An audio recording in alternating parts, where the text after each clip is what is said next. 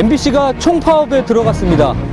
뉴스는 파행을 겪고 있고 무한도전 등 대부분의 프로그램은 중단됐습니다. MBC 구성원들은 왜 마이크와 카메라를 내려놓을 수밖에 없었을까요? 그들의 이야기를 담았습니다.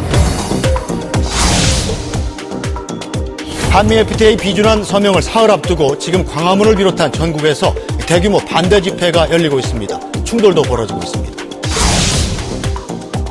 한미 FTA 무효를 촉구하며 닷새째 이어진 촛불 집회에 야당 지도부가 대거 참석했습니다. 여당은 민생 예산 증액 등 쇄신 방안을 놓고 고심하고 있습니다. 네, 수요일 뉴스데스크 마치겠습니다. 고맙습니다.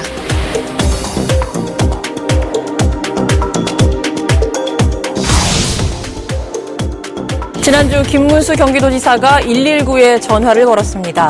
그런데 소방관은 장난 전화라고 생각했고 제대로 응대를 하지 못했습니다. 이 소방관들이 문책성 인사 조치를 받아 논란이 일고 있습니다. 통화 내용 직접 들어보시고 판단해 보시죠. 시청해주신 여러분 고맙습니다. 네, 행복하세요.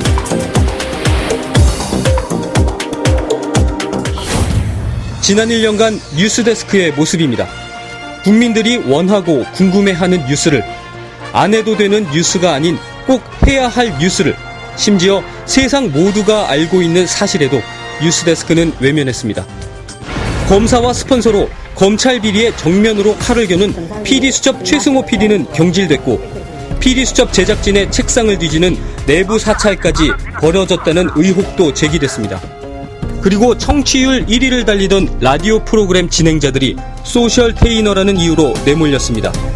국민들은 그러한 MBC를 외면했습니다. 성역 없이 비판을 하던 뉴스후는 명분 없이 폐지됐습니다. 바로잡지 않으면 방송하는 의미가 없습니다. 바로잡기 위해서 마지막 수단인 파업이라는 카드를 들 수밖에 없고요. 이번에는 옥새 투쟁입니다. 끝을 봐야 됩니다. 지난 4년 정권의 방송 장악은 현실로 이루어졌습니다. YTN 사장의 낙하산 인사를 시작으로 현 정부와 국정 철학이 맞지 않다는 이유로 KBS 정현주 사장 전격 해임, 지난해 종편 4사의 출범까지 방송 장악 시나리오 속에서 대한민국 언론은 휘청거렸습니다. 지난 30일 MBC 전 구성원들은 국민들 앞에 무릎을 꿇었습니다. MBC를 국민의 품으로 돌리기 위해서입니다. MBC 노조는 종결 파업을 선언했습니다. 늦었다는 질책도 쏟아졌습니다. 하지만 그렇기 때문에 좌고우면하지 않고 본연의 모습으로 돌아가기 위해 즐기고 독하고 당당하게 나아갑니다. MBC 국민의 품으로 돌아가겠습니다. MBC를 지켜주세요. MBC 존재의 이유는 바로 국민이기 때문입니다. MBC 제대로 뉴스 유충환입니다.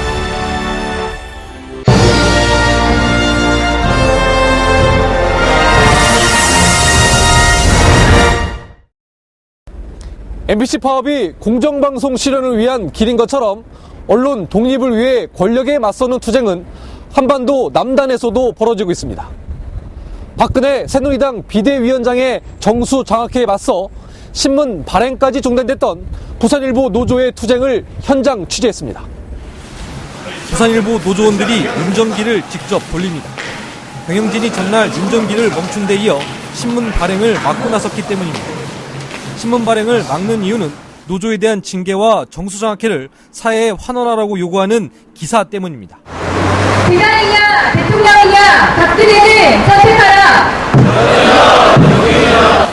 대선 앞두고 박근혜 의원이 실질적인 소유권을 지닌 정수장학회가 편집권 독립 요구에 재갈을 물리려는 게 노조의 입장입니다. 부산일보에서 박근혜를 비판하는 기사를 쓴다는 게 어떻게 보면 굉장히 큰 용기를 가져야 되는, 성역 아닌 성역 정도로 생각을 했던 것 같고. 부산일보 지분의 100%를 소유한 정수장학회. 노조는 박 의원이 2억 원이 넘는 연봉을 받으며 이사장을 역임하다 지난 2005년 측근을 이사장으로 앉힌 뒤 이선으로 물러났다고 주장합니다. 그런 뒤 정수장학회와의 관련성은 철저히 부인하고 있습니다. 하지만 노조는 사실과 다르다고 반박합니다. 측근 이사장을 앉혀놓고 자기가 또 이사장 하던 시절에 같이 이사를 했던 사람들을 그대로 두고 간접 소유를 통해서 자기도 뭔가 이득을 챙기려는 목적이 있는 거 아니냐. 더욱이 지난 2005년 과거사위원회가 정수장학회 재산은 국가가 강제로 헌납받았고 원소유주에게 돌려주라고 권고했지만 이마저도 6년 넘게 무시하고 있습니다. 특히 최필립 이사장은 언론과 인터뷰에서 정수장학회를 사회에 환원할 생각이 없음을 강력히 시사했습니다. 이명박 대통령의 소통 부족을 언론에서 비판했던 박근혜 새누리당 비상대책위원장. 정수장학회와 부산일보 사태에 대해 박 의원의 소통 능력은 불통 수준에 가깝다고 노조는 주장합니다. 부산일보 사태를 만든 정수장학회는 MBC에도 30%의 지분을 갖고 있습니다. MBC 제대로 뉴스 강현섭입니다.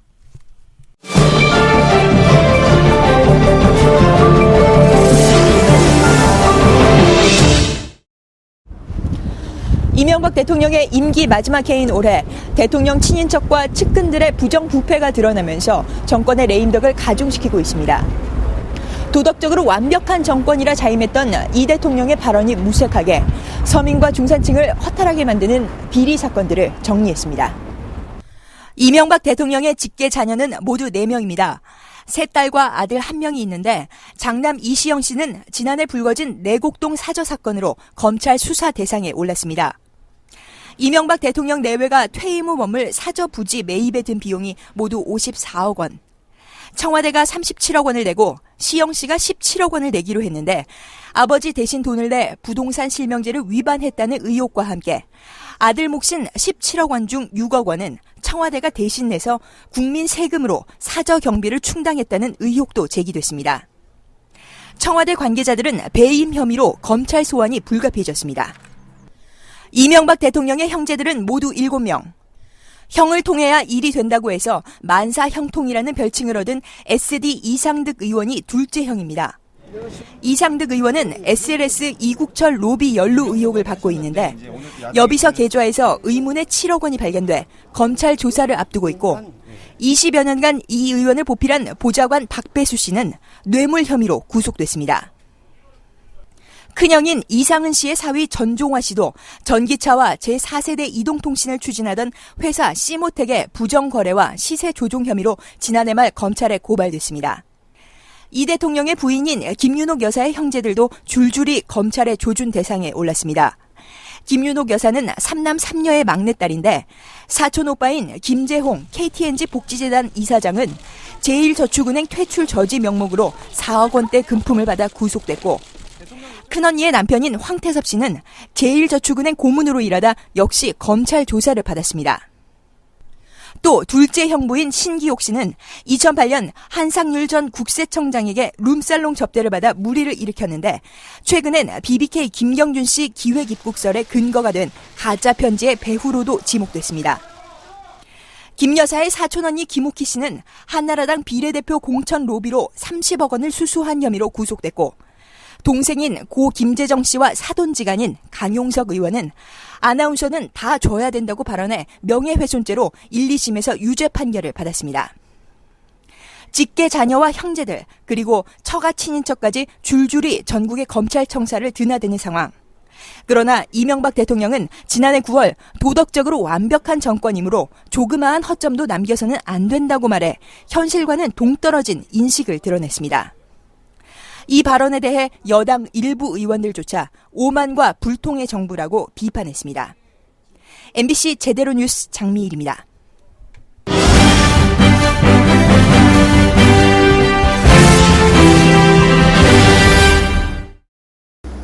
이곳은 중부고속도로 남이천 IC가 들어설 예정 부지인데요. 지난해부터 특혜 논란이 끊이질 않고 있는 곳입니다. 과연 누구를 위한 건설인지, 정부의 수요 조사는 타당했는지 현장에서 직접 취재했습니다. 쌀밥으로 유명한 경기도 이천의 모가면. 한적한 도로를 따라 붉은 깃발이 눈에 들어옵니다. 안 뽑히는데 중부고속도로까지 이어져 있는 붉은 깃발. 저기 있어요, 저기 빨간색. 남이천 IC가 건설될 현장입니다. 이 남이천 IC가 추진된 것은 지난 2004년 경제성이 부족하다며 불가 판정을 받다가 재작년 9월 사업 승인이 떨어졌습니다.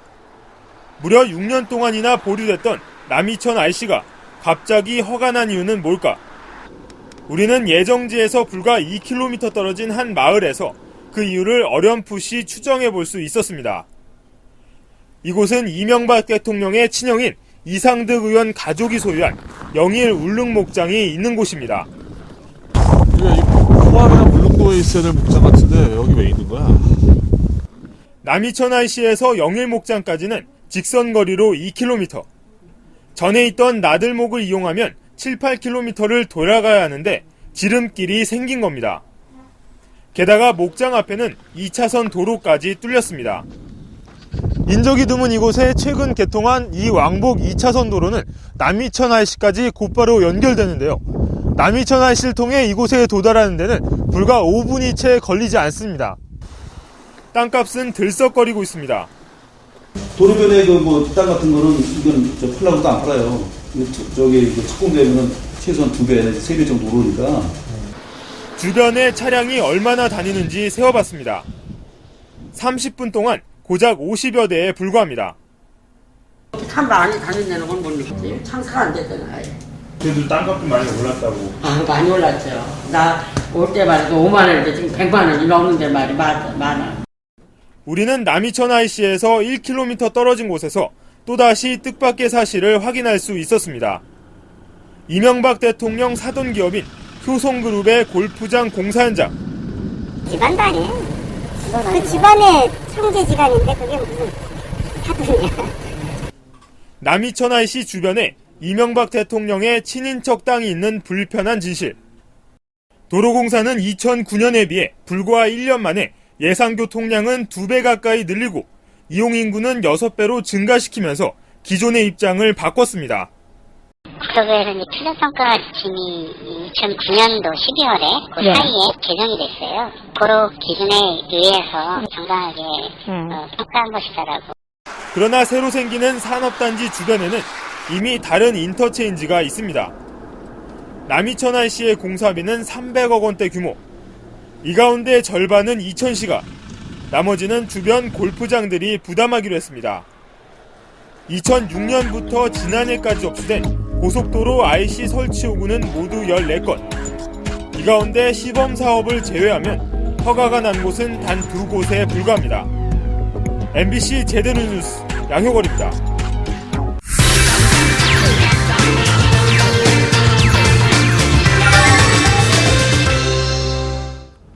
정권의 MBC를 국민에게 되돌리기 위한 김재철 사장 퇴진운동이 사회 곳곳으로 확산되는 요즘, 문제의 김 사장은 정작 어디서 무엇을 하고 있을까요?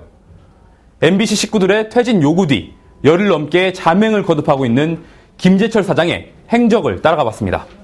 공정보도를 요구하는 MBC 기자회의 제작 거부가 시작되고 노조의 총파업 준비가 한창인 지난달 25일, 김재철 사장은 도쿄에서 열린 한일 공동 패션쇼에 참가합니다. 화려한 패션쇼에 걸맞는 밝은 표정이군요. 30일엔 노조가 총파업에 돌입했습니다. 같은 시각 김재철 사장은 경남 합천에서 열린 드라마 제작 발표에 있었네요. 역시 해맑은 얼굴입니다. 다음 날인 31일 신입사원의 사령장을 수여한 날이었는데요. 사장은 회사에 나오지 않았습니다. 또 그 다음 날이었죠. 방송문화진흥의 업무보고에는 노조원들이 위해를 가할 수 있다며 나타나지 않았습니다. 이때부터 공영방송 MBC 김재철 사장의 일정은 짙은 안개에 가려지게 됩니다. 그런데 김재철 사장은 쥐도 새도 모르게 몇 차례나 회사에 출근했다고 합니다. 중요한 결제만 하고는 곧바로 또 회사를 나갔다고 하는데요. 우리는 김재철 사장이 너무나 보고 싶어졌습니다. 그래서 직접 찾아보기로 했습니다. 평소 김 사장이 당연히 근무해야 하는 MBC 본사 10층 사장실 앞입니다. 오늘은 왔을까요? 저 노동조합에서 지금 사장님 좀 찾아다니고 있는데 오늘 안 나오셨죠? 오늘도 안 나왔나 봅니다. 사장실 구내번호 2001번으로 직접 전화를 해봤습니다. 저 노동조합에서 사장님을 좀 찾고 있는데요. 사장님 혹시 오늘 나오셨나요? 제가 그러다 문득 떠오른 회사 인사정보 시스템에 직원의 휴대전화번호가 나온다는 사실. 바로 검색해봤습니다. XXX 이렇게 나오는데요? 이게 되는 거예요? 기조실장, 보도본부장 같은 다른 임원들은 휴대전화번호가 나오는데 사장은 휴대전화번호가 나오지 않습니다. 3층 카페에도, 1층 로비에도, 구내식당에도. 김 사장은 없었습니다. 그렇다면 도대체 어디로 회사를 들락거린다는 것일까? 김 사장의 비밀 통로를 찾아내기 위해 미로 같은 MBC 내부를 구석구석 뒤지던 저희 취재진은 뜻밖에도 회사 남문 광장에서 김 사장의 목격자를 만났습니다. 앞에 보안요원 끼고 뒤에 이제 기적 끼고서 이렇게 문 밖을 나오면서 이렇게 사방을 좀 쭉 훑어보면서 불안한 듯이 뭔가 살피듯이 급하게 나오더라고요. 아무리 애를 써봐도 김재철 사장을 발견할 수 없었습니다. 그래서 실종자 전단을 배포하며 시민들과 함께 김 사장을 찾아보기로 했습니다. 김재철을 찾아라. 다음 주에 다시 전해드리겠습니다.